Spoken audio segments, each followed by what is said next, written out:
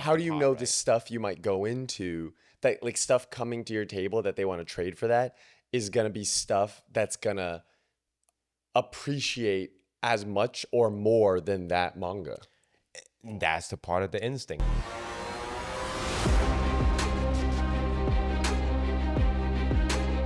You have to, man. But it was, again, like I go back to that earlier example of sometime customer comes through, they didn't think they want something. It's up to you as a seller, as a vendor, and as a storyteller, right, to tell them the significance of it. Which, again, a lot of this, I know you probably argue, but like, what then? How come some of my stuff aren't moving? Well, you have to tell a simple, effective story that is easy to be understood.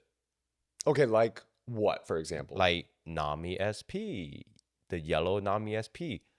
If I walk up and somebody, I know nothing of One Piece, and right now, the only basic construct of knowledge, right? Let's walk through with the audience.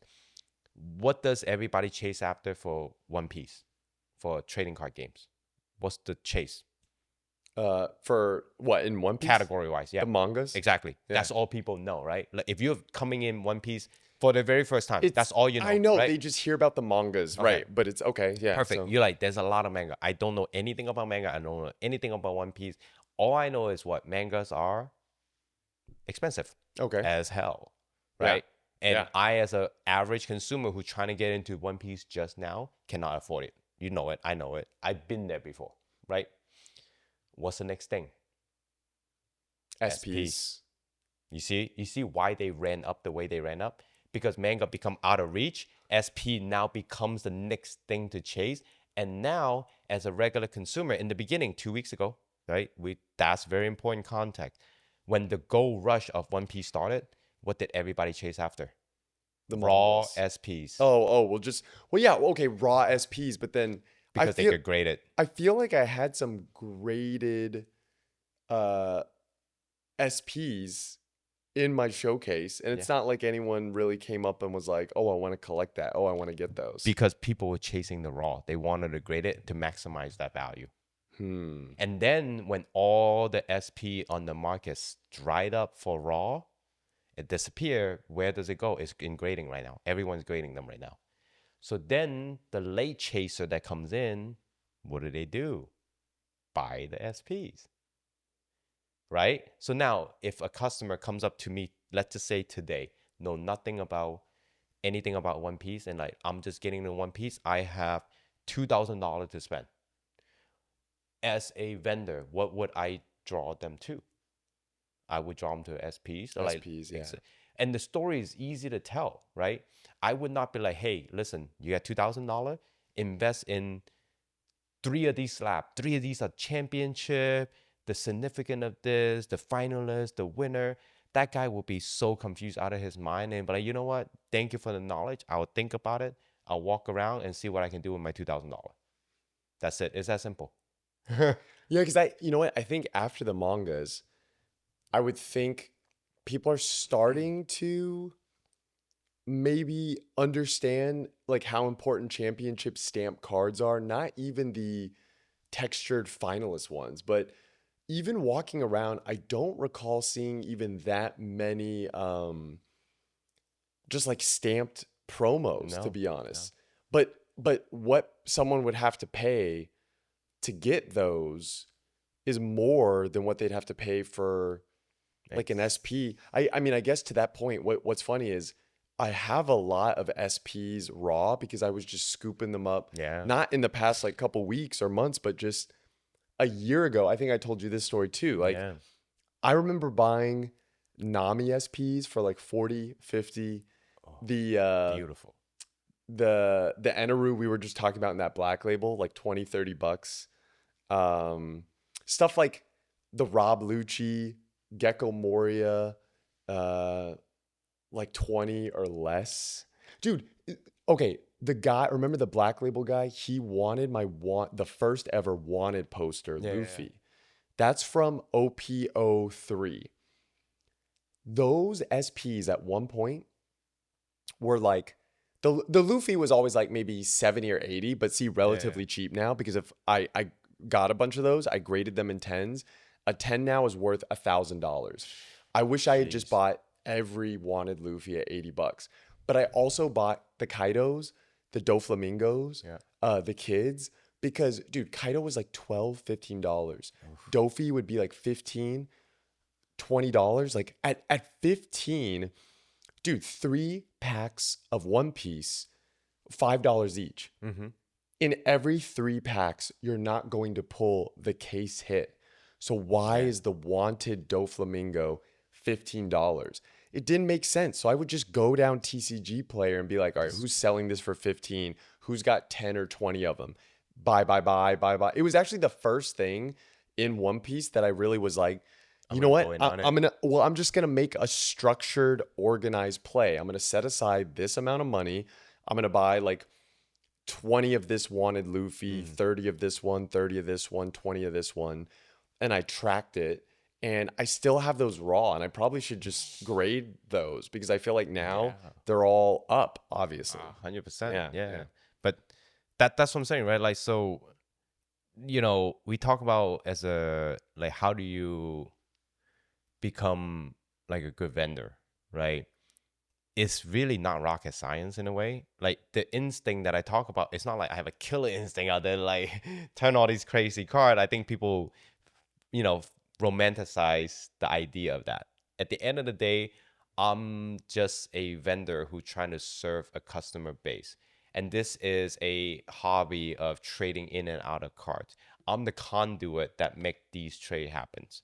And for me to be a successful vendor, I have to understand people's wish, people want, and people desirability and people's goal, right? So I cannot just put myself as them. I have to make sure I understand them. Do you learn a lot of that by just going to shows weekend after weekend Yeah. after weekend? Talking to people, just like I said, that Umbreon was perfect example.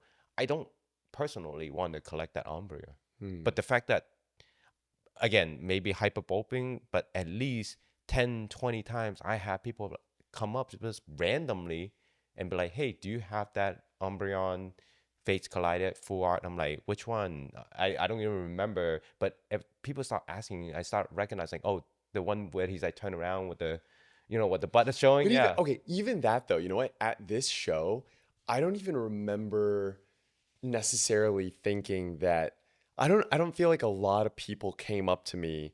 Not one person came up to me and said, "Hey, do you have the Moonbreon PSA 10? Yeah. Do you have a Gengar VMAX PSA 10?" No one really was telling me that they were hunting for certain alt arts or certain things. I mean, it was just people browsing, looking at cards, and then, I guess what I'm saying is at the end of this show, I don't feel like I gained enough data from talking to people to be like, oh, these are the top 5 cards that people are hunting for. Does that make sense? Yeah, it does. But I'll also tell you something I've learned fresh off this weekend show. Okay. Right? We talked about it a little bit. I feel like we reached a point where the SP becomes more public knowledge, and now that is the growth exponentially are no longer happening, right? And when we're talking, context is important because you'll be like, oh no, they're tanking. No, they're not tanking. Like, calm down, right? The exponential growth of SP is a 2 weeks window.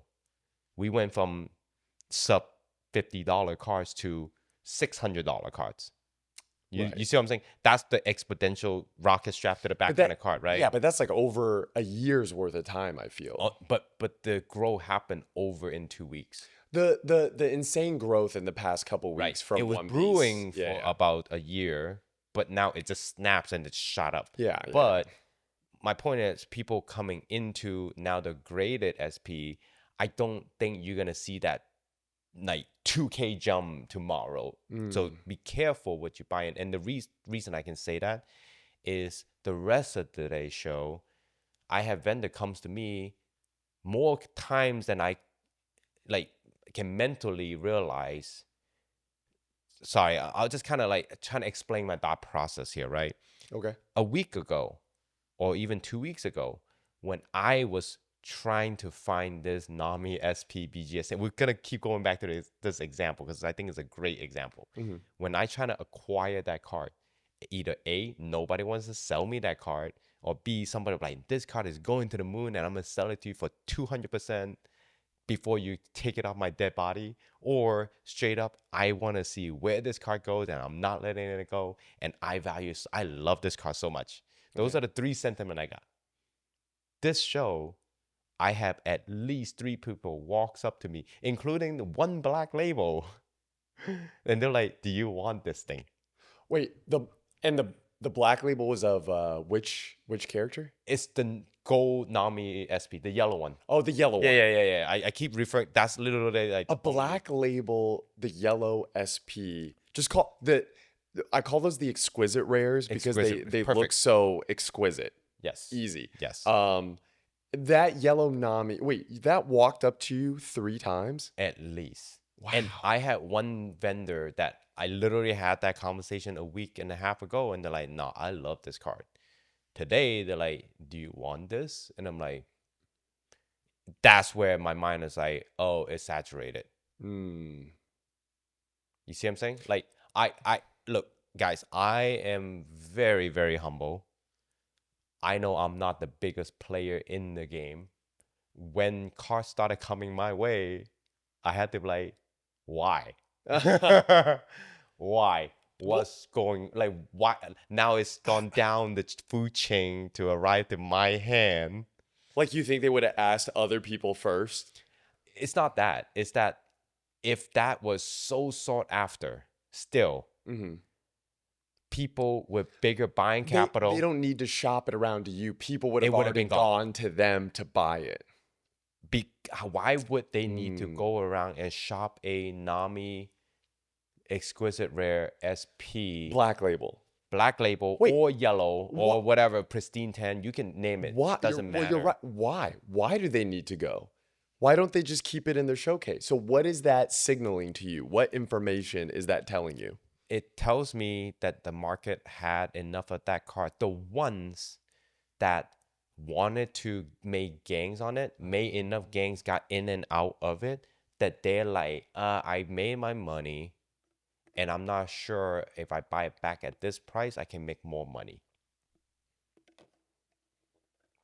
There it is. I'm telling honest truth, and I don't hold back here. That would mean that the only people buying that Nami are people that you think they're only buying it to make money off of it. You don't think Nami has enough collectors that like want to just get that card, that it would have absorbed the amount of Nami SPs out there, and that maybe I feel like what it would signal to me is like it just hit some sort of price point that the average pool of the buyers for that Nami are now just like, this is too much for my wallet. So now it hits a plateau, right? In other words, the true Nami exquisite rare collector since day one, right? They would never, ever, and I mean ever, buy this card at $2,000, $3,000 because they have dozens of it sitting in their closet. The ones that are buying it at this dollar amount is the, for the lack of term, Poke Bros, Poke Investor, the ones that are leaving the Pokemon hobby because it's no longer cool and they need to jump onto the next thing. Those were the ones that are buying, right? And some of the ones that are coming in to buy this exquisite rare late are the ones that were hesitant. They wanted to see how this One Piece performed before they're like, oh, okay, let me put my scared dollar into the, to the market. And those are the ones that buying at the top and gonna eat the salad. Okay, so and hold the bag, right? So I guess, right, like everyone that is buying at the top thinks that it's gonna go up more. That's the only reason to buy at the top. I wouldn't want to buy it at the top. Right, I personally would be a collector of that card.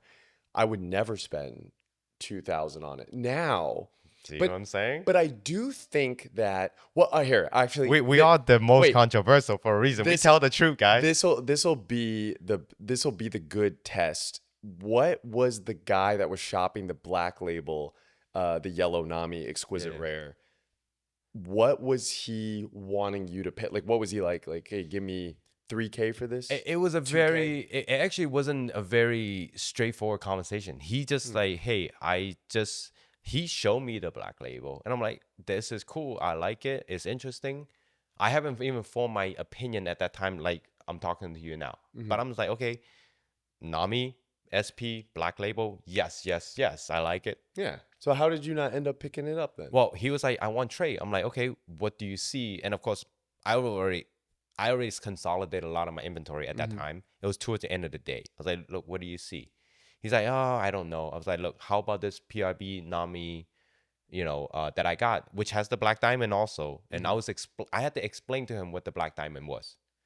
This is the PRB01 manga. Manga Nami. Okay, from that you get from the God Pack. And correct. And I had to explain to the diamond. I had to explain to him this is essentially a black label also. So I told him, I was like, your play will be trade this into me. I'll give you this Nami at pristine 10 price, right? And essentially you would regrade this. Actually, it was a PSA 10, my apologies. So it was a PSA 10. You would just literally cross grade it or crack it and trying to get a black label Nami. But this is not a speculative play. This is literally my baker saying that is a black label. So, but again, you see what I'm saying? You don't, right. It's like, obviously, he wouldn't put a diamond on it unless it's like a better quality 10 than if it was a bad 10. It's correct. So he was like, oh, I'm interested in that, but let me think about it. And immediately from that point on, I was like, okay, he's not serious about it. I already knew. Because I was like, if he walk away, he's not coming back. Right. And he's like, oh, I'll come back. I was like, in my head, I'm like, you're not coming back. I already know. And did he come back? No, he didn't. Okay, so wait. So was he ever... He never said like, oh, just give me 2,000 cash for it or 2.5. I mean, let's be honest. He's looking to cash out on that card because it made so much gain. I'm guessing if I was him, my mindset would be like, look, I probably value this card at about 4K, right? There's probably comms at 4 to 5. I want to see what I can get. Maybe I want to trade up to a manga.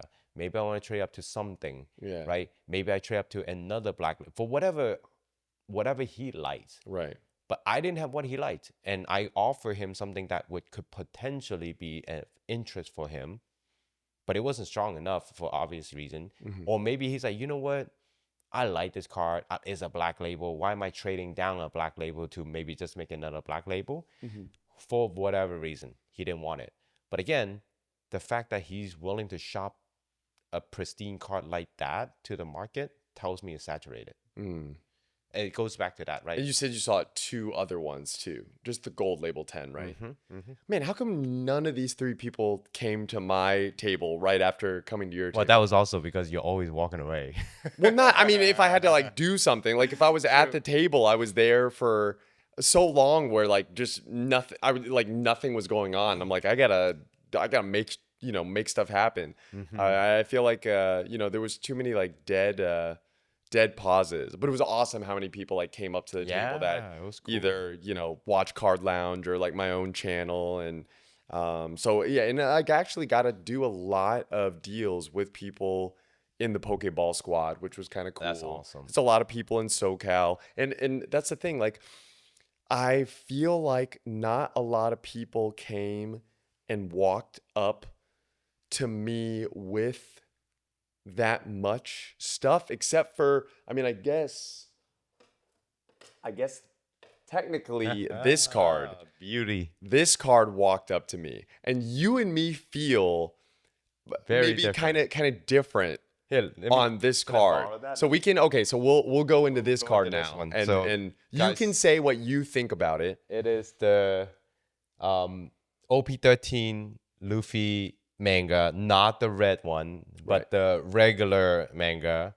How do you call it? You what the original pose? What was it, like the OG pose? I guess. Kind of an OG. Well, he's got his like his that's the typical like Luffy kind of character look, That's the iconic look. And like, yeah, like, in his red kind of shirt that's kind of flowy, sash. Yep, it got the old school art He's got as well. He's got the hat on that kind of like how it's drawn is like a little too big for his head. Yeah. And okay, well, so this is one thing I'll say about it. You were saying this isn't the top chase of OP13 because there's the red the red manga. Yep. And the red manga currently sells for more. Yeah. The only reason the market would have done that is if the red manga truly is harder to hit. Yep. Now, one thing I think is interesting, I was actually talking to Merch about this. Yeah. Because Merch, I think, he values the silver anniversary Luffy high. Or like, I think, because he likes the look of it more than the gold. Interesting. But I think the gold is harder to hit than the silver. That's why the gold is gold and the silver is silver. Just like you have the red manga versus the regular. Now, to his point, there is something to be said for like the aesthetics of the card and how it's, what it's colored in with. Yeah. You talk about the red manga being rare, and I know because of, being in Pokemon for so long, in some cases, for example, when they used to do rainbow rares back in the day, rainbow rares were considered hyper rare, like 3-star, like one of the highest rarity, alt arts to hit for a card before they started to do like, SIRs. And right now there are they're rainbow rares of certain cards So undesirable. that don't go for that much money compared to cards in the set that are technically less rare by just by the nature of like the hit rate. Just by the fact that it's not a rainbow. Right. Well, right, because rainbow rares, you might, you weren't guaranteed getting a rainbow rare in every box. And not, you could open up a couple boxes, maybe not see one. You could get a rainbow rare of a Pokemon, but they were never really that desirable. Yeah. So I'll say this. I think the red mangas for these, like when I look at this card, I view this and the regular looking Sabo and the regular looking Ace as I think will be more valuable. That's going to be my hot take. This is going to be my hot take because we'll see 2 years from now. I just feel like it's the manga that matches every other manga. It's the black and white paneling with the character, colored in, and it's just not red. I don't know. I always felt like even when they announced the red manga variant, it's just kind of a gimmick. It's the same card, but they shade it red. Whoop-de-doo. It looks beautiful. Now that I've seen them in person, they look great. Yeah. But at the same time, I think this card will be more iconic in the long run. And then when you were talking about how Luffy is posed, when I look at this card, in a weird way, from OP01, Shanks was the manga, but he's not the main character of the show. The series, right? Yeah. The first Luffy manga came out in OP05, and it was when he was hitting Gear 5, like in the anime. So it broke the internet. I mean, you couldn't scroll on TikTok 5 scrolls without getting a Gear 5 fight, TikTok. Right. But that's Gear 5 Luffy. It's not original Luffy. They've done Gear 2 Luffy. Okay, they've done Gear 4 Luffy. The snake. So that's right. What this Luffy is, even though it came out in OP13, this is like the image that I feel like should have been the OP01 manga chase. That's right. It would be this card. And it's just now coming out in OP13, but this would be that chase. And so I don't know. I view it in a way where you were telling me like, oh, you should flip this, kind of like churn it, get out of it, and definitely get more value out of it. And I feel like if I let this go now, if it goes up like way, way more. You're like, oh no. I just don't know if I'll be able to get back into it, really. And this is also rare. Like it's hard to hit this card too, just like the red mangas. You know, they're all hard to hit. Yeah. All right, you ready for my hot take? Let me borrow. Okay, yeah. Okay. I'm about to like break the internet and tank this card. Hopefully I don't. My hot take to hopefully everybody caught on to what Robo said. I'll just recap. This card has the iconic look, and the fact that OP01 manga was a Shank, not a Luffy, makes no sense at all. And that's why this card is desirable. On top of that, the red is more of a gimmick like the rainbow. Yeah. That's why Robo thinks for long term, this is going to be the one that outshines the red and becomes the more sought after card. Right. I just think it's undervalued right now. And I think the red mangas are kind of overvalued right now. Exactly. Yeah. And you think it's going to cloud break. Okay. Yeah. Here's the exact opposite take. Okay. Okay. Let's start with the OP01 argument. Is exactly the same take, but exactly opposite. Because this didn't came out of OP01, the general, even I'm confused. I'm like, why didn't this come out in OP01? And you're telling me this is OP13? It doesn't make any sense at all. It kills the significance of this card, right? That is like saying that the first time that original base set Charizard is printed was in XY. And you're like telling me later, that should have been like the first chase of the base set Pokemon was like a Bidoof or something. And then all of a sudden, like, oh, we should have printed the Charizard, but we didn't. But here's XY Evolution Charizard that looked exactly, we reprinted it and it looked exactly like base set. So enjoy.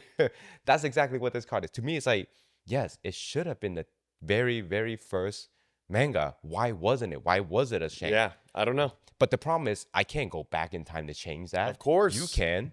So to me, it's like, yeah, it lost its significance to me, right? And you talk about the red, I would argue that every single top chase of any OP boxer is the manga, and they all look exactly the same. Isn't this the rainbow version? Wait, what do you mean? Like, Rainbow for Pokemon came out of different sets, and that was a rare thing in sprinkle into different sets of, like, just like the MUR today, right? Right. There's gold, and they're the hyper rare, but every set has its gold, right? Right. This is the same thing. If you think about it, manga is different character, different version, but they're all in the same category of rareness. Now, the red manga, so far from the data we've seen, only has 3 red manga ever. You're saying because it's just a rare thing. Like, there's only 3 red mangas. But they could make more. They could. And that's yet to be seen. That's right. I cannot argue that we don't know yet. You think if they made in the next set, they're like, well, I guess they've already announced it's just Dracula Mihawk. Exactly. And there's no red Dracula Mihawk. Exactly. So you think in the next anniversary set, which would be what, like OP17 or something, would, if they put 3 blue manga red or something, oh my God. Yeah, you think they would just pick another color? You think the ones that have color in them would be people the would chases? go banana over it. But people like the uniformity of like all the other mangas look like that one. I think that's what makes that one go with the set better. I think the red mangas don't really go with the set, really. You're right. But here's lies the problem, right? This isn't the top chase, right? This is one of the top chase. And guys, insight here, I don't think these cards right now, any of these cards are worth its price point. And I tell all my customers this. But at the same time, they're like, oh, do you think OP13 is overvalued? I was like, oh, absolutely not. I think OP13 is the evolving skies of One Piece. As a booster box, as a set, I definitely justify the fact that it's $330, $350 right now within the first 3 months of printing. Right now, it definitely is like the evolving skies. When you look at the set and how many cards you can technically hit, yeah, oh my God, that's a beautiful set. There's so many choices. There's 6 different manga. I think I counted it right. Yep. there's the gold shanks, which is like $1,500. There's a silver version of it. Yep. On top of that, there's like 3 wanted posters. 3 or 4? 3 or 4. 4, I think. 4 different alt art. I mean, sorry, SP. Right. Do we need to say more? And then they have the SPs. The God pack. And on then top of that, you can get a God pack with the Gorsei. Yeah. look at the value you're getting as a set. That's why that box asked for so much. I think that's undervalued. And if we were to pump this, quote unquote, I don't think I had to pump it. Just it makes all the sense to hold that box for long. I think that's such a steal, right? Yeah. The boxes are they're definitely like, even me opening them like on stream, because I stream on YouTube like That's every right. night. You pull the Mihawk manga out of one box, dude. This guy's luck is incredible. Crazy. But you know what, dude? We've never pulled a God pack. We've never pulled any of the shanks. You can rip one of those boxes and have fun ripping it and really get kind of the value. I mean, certainly when the boxes were going for like 180, 200, 210, the price had to go up because you could see what people were paying for the hits inside. And every time you ripped a box, you would like make your money back, which you can't do that because that's an infinite money glitch. So of course the boxes started to just shoot up. And now, it definitely will go down as like a Evolving Skies. Yeah, it's up there. Yeah. Like even 05 is fun to rip, but there's more stuff you can hit in OP13. Yeah. OP13, and I mentioned this, I typically open Japanese One Piece products because for me, opening One Piece experience wise has always been manga or pretty much nothing before. OP13 was really the first set that I'm like, opening English doesn't suck. I wasn't just looking for that one card in the whole entire set and hoping to get that card. If I don't hit that card, I have something else to buffer, but like, oh, that was not so bad, right? Right. Which is why I was like, man, this set is good. So that's my little hot take. I think this card gets lost in the shuffle amongst the 10, 12 cards that's in there. But as a set, this is a fantastic set. I just don't know how this card does compared to all the other cooler Luffy pose that already exist today. Well, what would you would try to get rid of this card right now? Absolutely. So let's say Sorry, it's guys. let's say it's around you got the card and you already kind of moved it for like around a 5K value. That's right. I was able to get the card for like a 4.4K value. Which I still feel like I paid really, really strong and really, really well. It's like primarily cash, some trade, but for like, valuable cards, like valuable One Piece cards. Yep. So factoring all that in, it's kind of like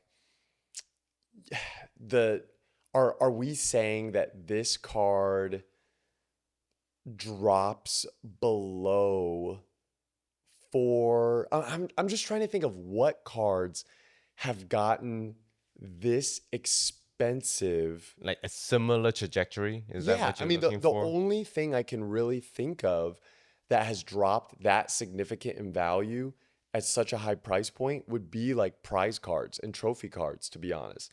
And that probably has to do with, to your point, a lot of the general public not being able to compete and go for them because they were already out of most people's price range. This though, these I view like, I mean, they're not even as expensive as ponchos, and ponchos are like Pokemon things that like you would think, oh, aren't these out of most collectors' price ranges?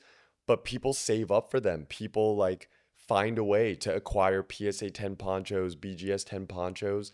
And I just feel like I don't see this card going under 1,000. I think when for sure there were tens of mangas that went below 1,000, like Zoro did, Chopper did, Soga King did, and that's when I picked up doubles of certain mangas because I remember thinking, why would this card ever be less than 1,000? It doesn't make sense because that's like 2 or 3 or 4 boxes worth of the set and you can open up 4 boxes. Yeah.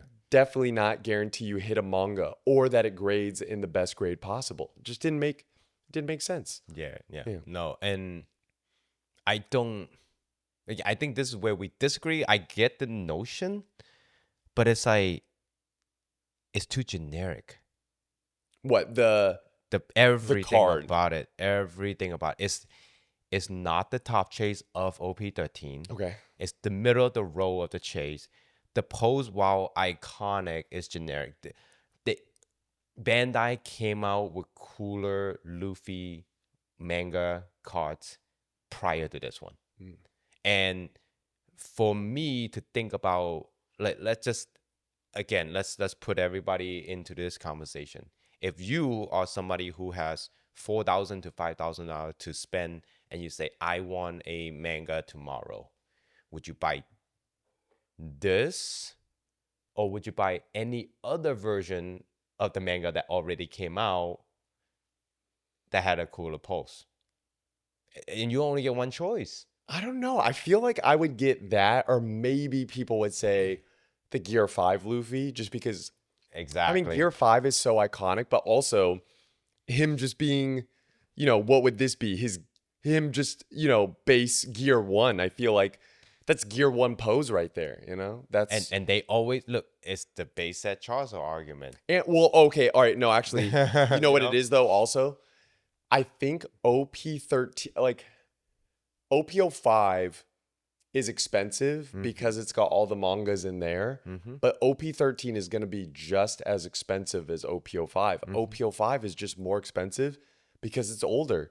So more of it has been ripped and there's less of it, available on the market.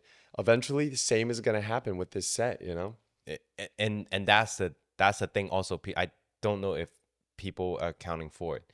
As this gets more vintage, there are newer and cooler set that's going to be coming out. We got EBO3, we got OP14 with the beautiful Boa SP, right? The EBO3 set that's coming out, we got so many, like the leader got packed, right? You seen it.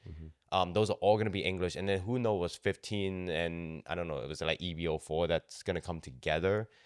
By the time something like that, yeah. This is going to be forgotten so fast. This, to me, as much as I hate to say this is like the Snake Man to me. It's a cool card.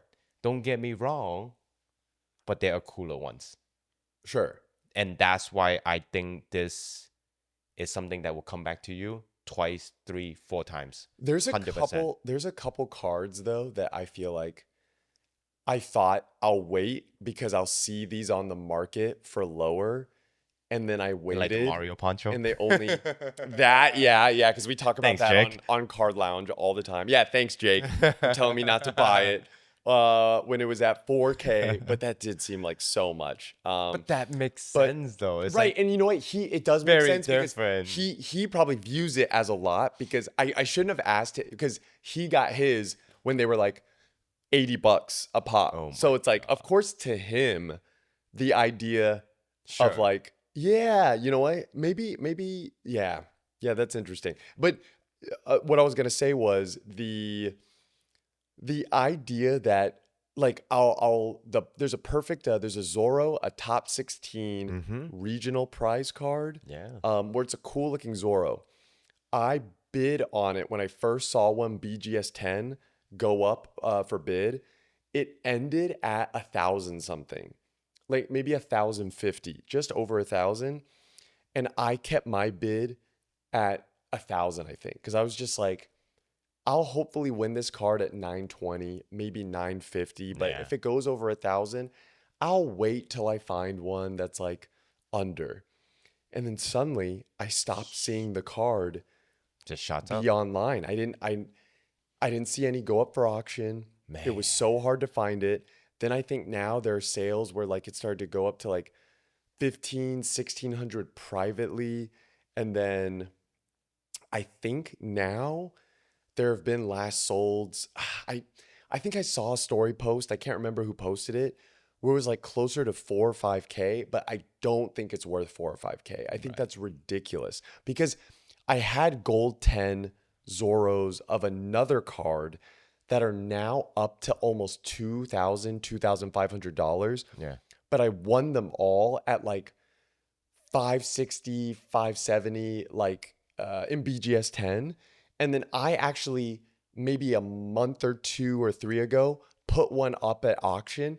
It didn't even break 1,000. But then in these last 2 weeks, suddenly that card is trading for like 2,500. So I should have waited till now to like, auction it off. But I couldn't have known. Yeah. But the point being, sometimes getting some of these grails early, I'm just kind of like, I never know if they're going to drop, but I do know if I hold that card long enough, it will never be lower than what I'm going into it for now. And so my decision was like, if I have to hold it, I'll hold it because I want it in my PC, for life, like I don't want to get rid of it. If someone gave me like an offer I couldn't refuse, I guess obviously I'd consider it. I would take it with the mindset of thinking I will use some of this money to try to find another one to get it back into my collection, hopefully for cheaper.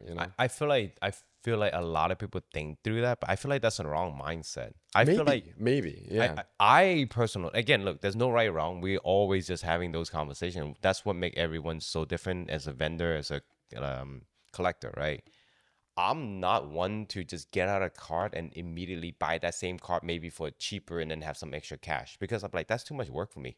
Why would I do that? Unless you tell me that I sell my card for some reason for like $3,000 and I'm getting $3,000 in value and I have the card, sure, then I'll consider. But if it's like 100 and 200 bucks, that's too much work, right?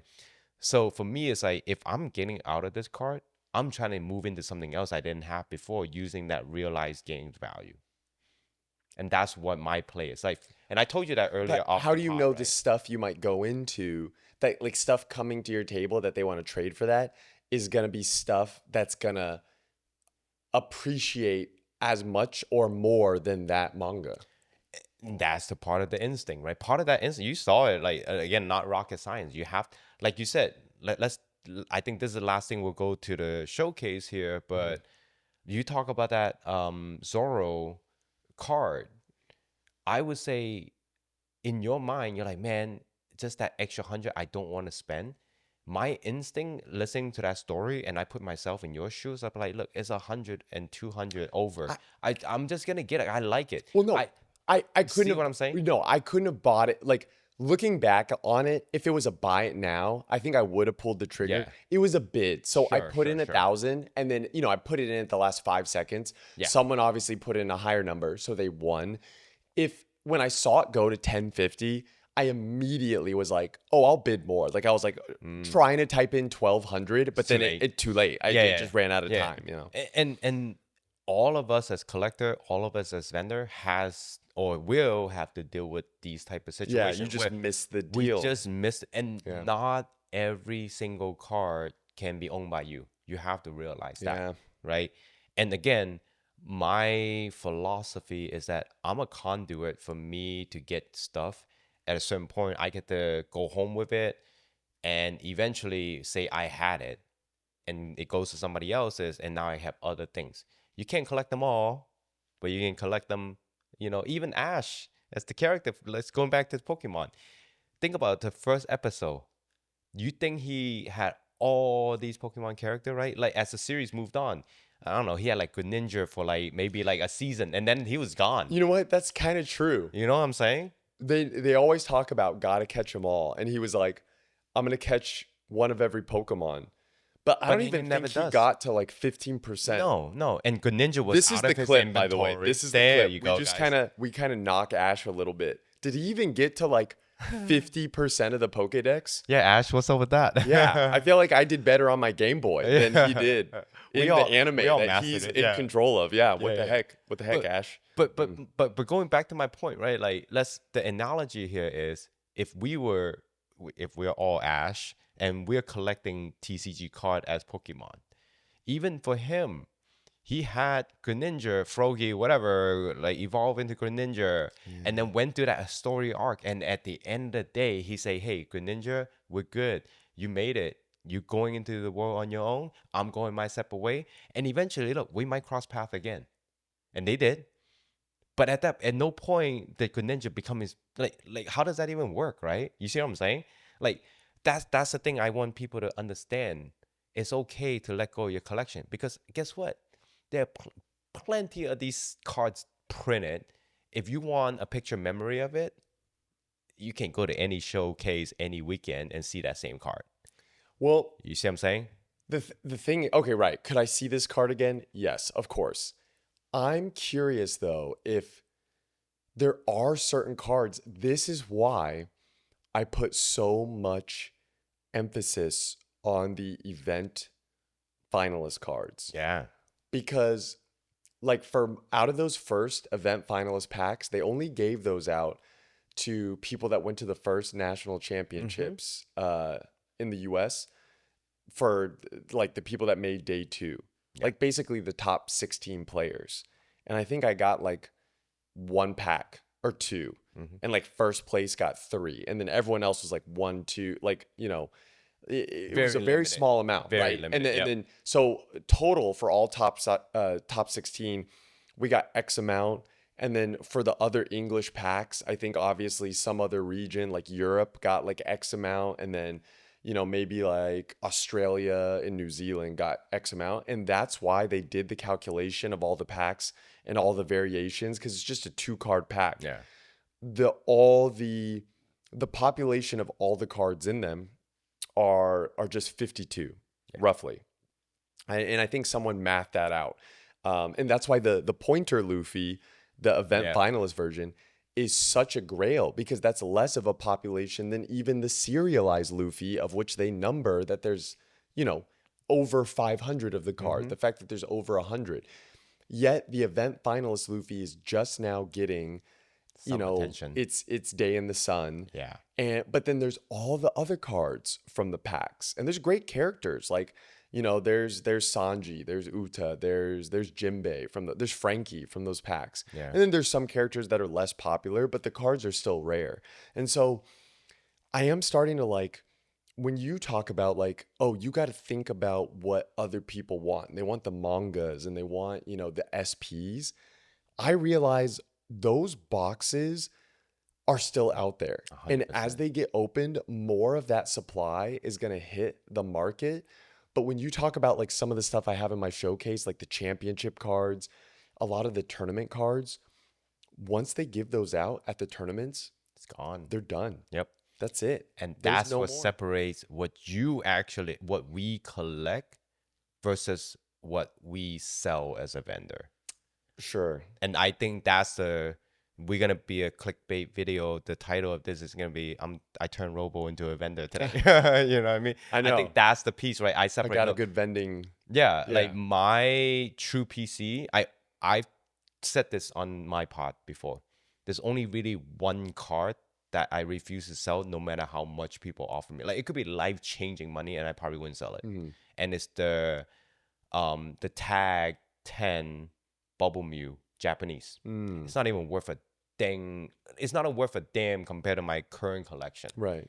But me and my daughter pulled that card when we first got into the hobby, and we were like, this Bubble Mew was a chase, and we bought 1 box from Japan, And you got it. and we filmed it together, and we pulled it. That's just memory for me. Yeah, that's sentimental value Exactly. for you. No, yeah. there's no price point on it, and it's Right. not even a significant. There's not a finalist, not limited. It's just that. To me, that means more than any monetary value amount. Everything else, again, I'm a conduit as a vendor. I can hold on to it. I can call it a grail. If it moves for the right price, for the right person who say this is my core memory and I'll keep that forever, hey, great. Yeah. That's what separates vendor as a collective. For me, like I have like a split personality of it, I guess, right? So No, yeah.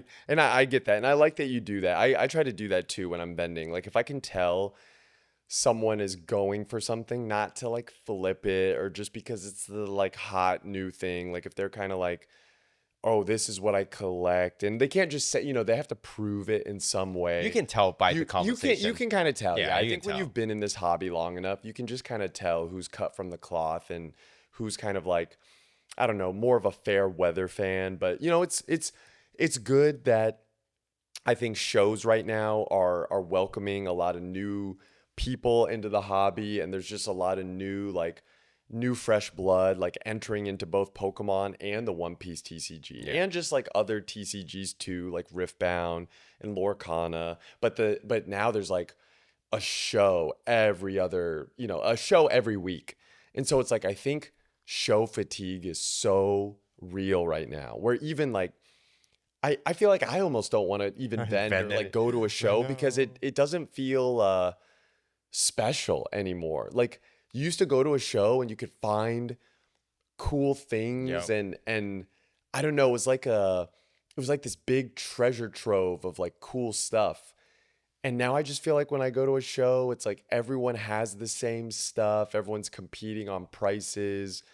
I guess there are people there that are, you know what? They need to bring back more stuff. One thing I think I'm going to try to do at my booth. So maybe if we vend again, I'm going to try to bring some sort of game or fun thing that can be played at my booth to try to win Make it cards exciting. or like just like make it exciting. Interactive, exciting, for sure. Yeah. I think I can't remember who it was, but I saw this one TikTok, I think, of someone that like, kids could like win packs if they had like a target board and then kids would like shoot a Nerf gun at it and then like, play a game for packs. And I think something like that would be cool. But I found some stuff for my PC. Yeah, show off the rest of your collection. Well, this isn't for PC. This is something that I acquired through trade and stuff, but I know it's just a super cool card. I mean, it's double-sided. It's one of the Final Fantasy alt arts in a BGS 10 black label. So this is Kefka. So for anyone that's a fan of Kefka, if you liked Final Fantasy 6, he's the big baddie. And this in a BGS 10 black label is a pop 6.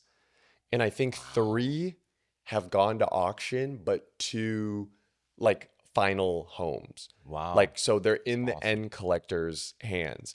So there's only 3 that kind of circulate the world now. So if you're trying to like get every one of these types of like alt arts with the Roman numeral in the background for the Surge foil, good luck. Now here's one of the 3 remaining. And I was thinking about trying to black label this whole set. And it's just, it's too much. Yeah, it's like I want a gold label 10 of every one of the set. That'd be really cool. But if someone wants the black label, they can hit me up. I got speaking of top player cards, here's a top player Kami. So this is the monochromatic. And the monochromatic basically means this was from the second year of the One Piece TCG. They had 2 national championships because the game was so popular. They split it into a part 1 and a part 2. Part 1 for the top players and the finalists, they gave out like a full color version of the card, and then for part 2 they did this like monochromatic version, and that's all the difference basically. Nice. And then for One Piece again, I got a Marshall D. Teach manga, BGS 10. And this is from OP09. I just needed this one because I have the Shanks, I have the Luffy, I have Teach now, and now I just need the Buggy. The Buggy and the BGS 10. The bad guys. And you know what? That's the other card that I missed out on. I didn't bid high enough. Yeah. I remember bidding on that card, and I think that bid ended at $850. And this is before the One Piece boom. And I was like, I'll see this card again in a BGS 10. Never saw one again till now the boom happened. So now I wish... Are they reprinting that in 14? The OP14 Buggy, right? Or is that a different version of it? They used the image of that. Exact same art. Well, no, it's... Right. But it's that image, but then they do the silver, gold, the SP. Just like how this Teach has a silver gold Makes SP, sense. and the Gear 5 Luffy from OPO5 as a silver SP, gold. Yeah. So that buggy, I need the manga, and that one's from OPO9, and then I'll have all the mangas from OPO9 in a BGS 10. Nice. Yeah. Cool. Yeah. Well, I'll get to mine because this one is, we're going to end the year special here. Dude. It's crazy. So, And self-graded, right? You graded this yourself. yes. Okay. Guys, recap.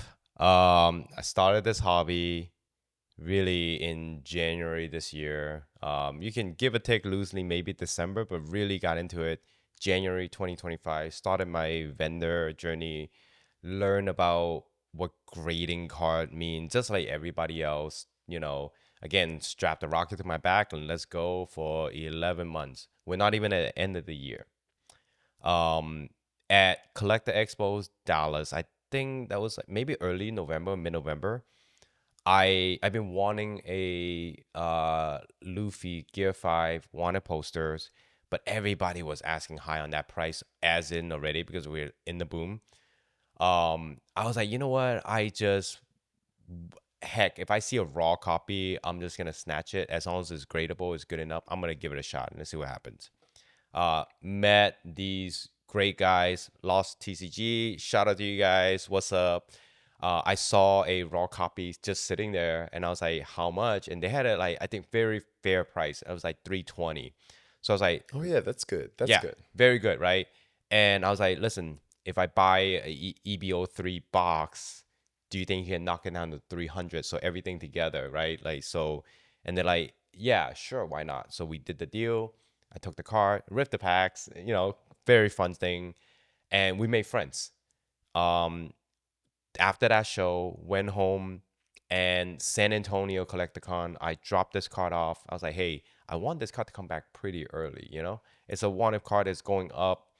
I want to see the value. Right? I want to see if I can hit a 10. Dropped that off at Beckett, and they graded card priority. 2-3 days later, this card popped. It was a black label. So, got the black label. Let's go. My first black label ever. It was already significant enough, right? I'm trying to think of the first black label I ever graded. I've gotten so many now that they all probably blur. forgot. Yeah. The first one was definitely I did it in Poke. I remember. Do you know? Fun fact: I graded the first ever One Piece black label. Really? Yeah, and double black label. You need to be in like a Wikipedia or something now. Just the super pre-release stuff I got from going to the super pre-release tournament. That's where you get the super pre-release Luffy. That's right. I just sent those cards to get graded like ASAP. Wow. And then there was one that I got signed by the first voice actor for English for Luffy. And that Collecticon was like maybe a weekend after the super pre-release of what year was that? This was like, I just remember it was like near the end of the year, and that got a double black label on the card, black label on the auto. So I think you showed that recently on the clip. Yeah, correct. Yep. So it's and then one of my super pre-release Luffy's got the first ever black label. Nice. Yeah. But that is, this wanted Luffy, I feel like, especially now. I mean, what's the pop on that? I am officially number 32. Wow. Yes. Wait, there's 32 black labels of that? Yeah. That's more than I thought there would be, but also you got the black diamond on it. So yes. That's the second part of the story, right? Maybe I want to say actually just about a month and a half or 2 months ago, randomly on Instagram, I saw a short video from Benny CJ. She did a video on a Moonbryon, and she was like, this black NBA diamond, it means the most like flawless version of that Moonbryon on a black label. Correct. And I was like, oh, I did not know this existed. I was like, what is this NBA black diamond thing? Forgot about it. Yeah. And then when we did collect, I told you some more info on it. Yes. Yes. Brought you up to speed on brought me up to speed, especially with all the grading companies being so so much conflict of interest going on, and exactly. It's like, can we trust their authenticity process, you kind of need that like second layer now where, you know, people always are like, oh, what's the point of it? It's like, well, do you see how many grades there are on cards that are, you know, you're getting Yeah, wrong? So, you know, exactly. it's nice to know when grades are right and when they're like authenticated with the diamond. Yep. So NBA Diamond means Mike Baker Association. Authentication. Authentication. Authentication. Mike Baker Authentication. Mike Baker, shout out to you. First PSA grader employee, director of Yeah, grading. great guy. Yeah, created a grading system. So he eventually comes up with this system where he looks at the card, and if it's truly flawless, awards the black diamond on it. And at CollectorCon LA, he's doing live grading, and I found out, I was like, I gotta give it a try. I told right? you, yeah, just take Like, that. He why took the Nami too, right? I took the Nami. Yeah, Nami manga. But this was the black label, and I was Yeah. like, Oh, man, so I gotta good. give it a try. And I hit it. 11 months into the hobby, black label, black diamond. Now this becomes like what, a one of one in the world. I mean, if yours is the only one with the black diamond, I mean, Why somebody's gonna be like, oh, I'm gonna go get mine right now. well, yeah, we'll have to see if the other guys that have the black label go get it diamond up. But there is a possibility, you know, if they go. I mean, the black labels are pretty, unless there is one thing, but usually those are flawless. I see the black diamonds go more on black labels than anything else. Yep. Usually you'll need to see it more on like PSA slabs where it means kind of, you know, because there's so much more variance between a PSA 10 and some other PSA 10. We've all seen the PSA 10s that are like, okay, is this really a PSA 10? How is this? Whereas a PSA there's 10? probably less variance between black label to black label. That's right. Especially for the same card. But if no one else has a diamond on theirs, yours is probably going to sell for, you know, more than the other 31 that are out there. That's right. And especially if you get the black labels of the, so that was going to be my question for you. Are you going to try to go for the black labels of the other wanted posters? I have not given it a thought yet. That'd be a cool like collection. It'll be a goal, cool flex though, for sure. I think for me, I wrapped the kind of the year up with this, right? I'm just taking this hobby one step at a time. However big these steps are, one step at a time, and I make good decision. And if the opportunity ever comes, if it's meant to be, it will happen. True. You know? And I think that's the lesson I wrap this, Christmas theme season here, which is, guys, just enjoy it, man, because everybody's path is different. Who knew 11 months ago I'm just gonna come across and gray from the beginning till the end? It's a good one. It's just crazy journey, man. So we'll end that there. Give you guys some food for thought. Robo, hit everybody up with your social stuff. Yes. Let's go. Guys, Roboskillz on everything. So IG, TikTok, YouTube. It's just ROBOSKILLZ. We stream on YouTube every single night. So if you want to come rip packs, from me, we always got good stuff. We're not going to steal your hits like what happened to Coop's collection. Hero can verify, he's pulled a manga on my stream. So now he's got a manga Mihawk. And watch my podcast, Card Lounge. It's hosted by me and my good homie, Twice Baked Jake. So, we kind of do this similar thing. We just talk shop on the hobby, cards, kind of like how the market is moving, for mostly Pokemon, because Pokemon cards is the biggest thing we both collect, but also we'll tap into One Piece TCG, all the other TCGs as like news is happening in the hobby. And, and we'll talk about grading news and stuff like that. So just any and all things that are happening in the collectibles space. Yeah. Nice. All right, guys. And you guys know who I am. Alan Lee, a.k.a. Pokemon Hero, the host of the most controversial, the hottest TCG podcast, the TCG Table podcast here. We love you guys. Thank you for subscribing. And again, don't forget, we have a PSA 10 Sting Glassbirds giveaway instruction at the end of this video. One. Shout out to Nine Coins Collectible for sponsoring that. And so we're going to give it to one lucky winner. Please stay tuned. The instruction will be coming at the end of this video. Until the next time, guys, stay safe out there. We love you. See you on the next one. Yeah. Peace. Yeah. Thanks for having me, man. Appreciate you. Thank you. Peace out, guys. Alright guys, this is Alan with Pokemon Hero, and I am the host of the TCG Table podcast. So this is the moment you all been waiting for. We have the Stained Glass Birds giveaway. Alright, this is going to be the PSA 10 Stained Glass Birds, and we're going to be giving it away to one of you guys, lucky winner. This is how you're going to do it, okay?